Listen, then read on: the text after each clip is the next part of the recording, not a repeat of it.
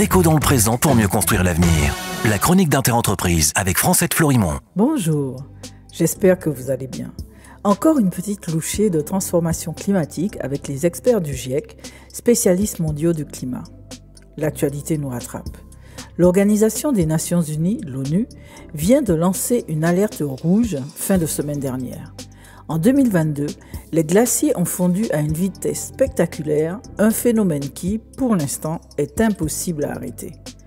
Le rapport de l'Organisation météorologique mondiale confirme en effet qu'en 2022, la température de la planète était supérieure à 1,15 degré par rapport à celle de l'époque pré-industrielle, à savoir entre 1850 et 1900, et que les 8 dernières années ont été les plus chaudes observées malgré un refroidissement causé par le phénomène climatique La Niña 3 années de suite.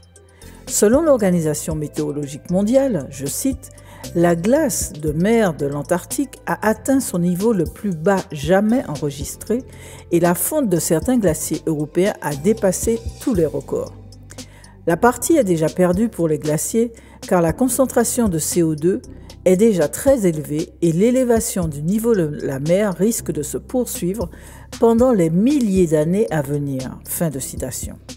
En chiffres, cela donne 30 mètres de moins d'épaisseur pour les glaciers et 1,10 m d'élévation du niveau de la mer depuis 1993.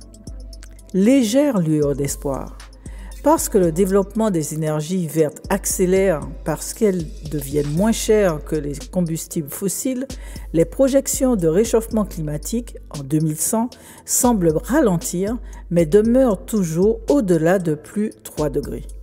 Pour les experts du GIEC, ces nouvelles rendent indispensables des actions concertées au niveau gouvernemental, infranational, national, international, avec les sociétés civiles et le secteur privé.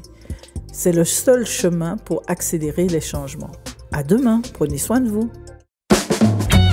Déco dans le présent pour mieux construire l'avenir. La chronique d'Interentreprise avec Francette Florimond.